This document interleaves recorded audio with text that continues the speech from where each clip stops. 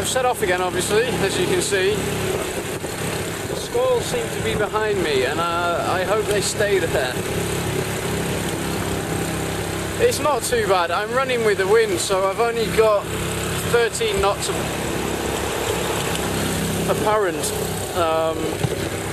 but the sea state's pretty big. Well, you can probably see behind me there. Just keep an eye on that, and it'll go all over the place in a second when the big waves come.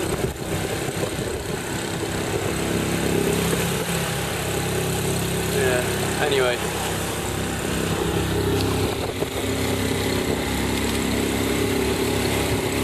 They're a fair old size to them, really.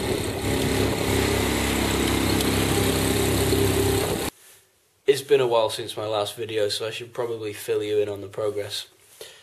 I arrived at Eyemouth and spent about 5 days there, and then I set off to cross the Firth and Forth and get up to Anstruther.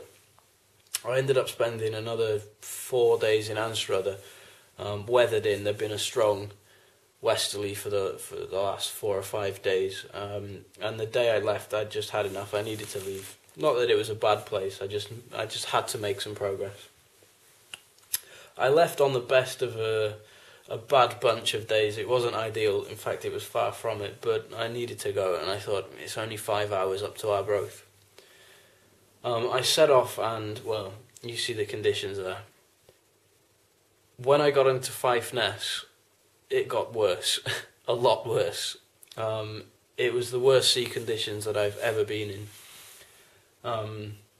The video footage that I've got is before it got very bad. I didn't really have the inclination to get the camera out when it was in its worst, but you can get a rough idea of what it was like.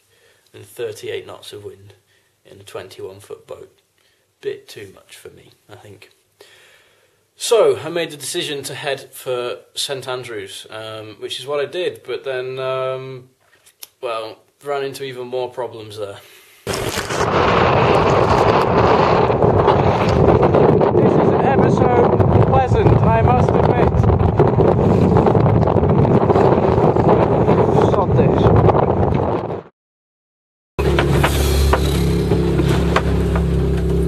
I've altered course, I'm going into St Andrews. The trouble is I don't think I can bloody get in there because of the tide, so I might have to go further around and up the Tay. I don't really care, I just want to get somewhere in, away from this bloody sea. Right.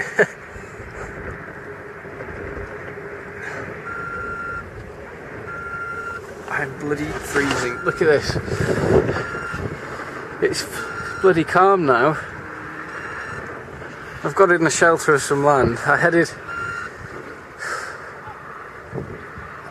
not in a good state really. I headed into St Andrews Bay to try and get into St Andrews. I just needed to get out of it. It was too much.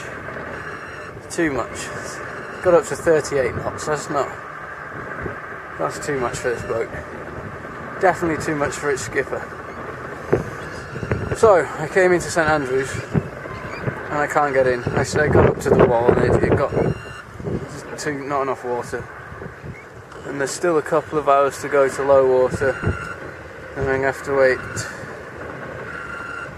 3 or 4 hours after that, and then I might be able to get in. I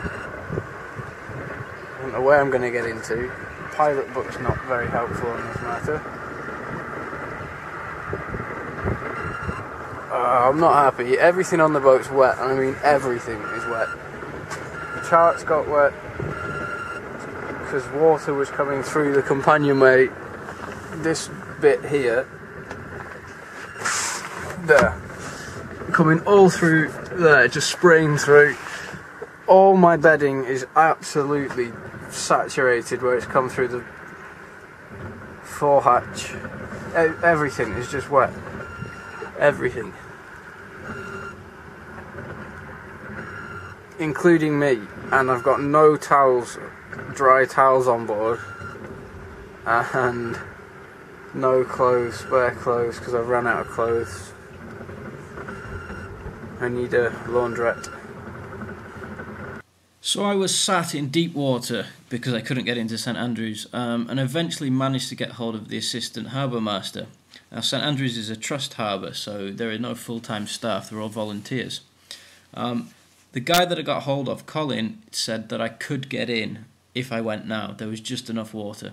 It turns out there wasn't enough water, and I don't blame him for this. It was very, very close cut. And this is what happened.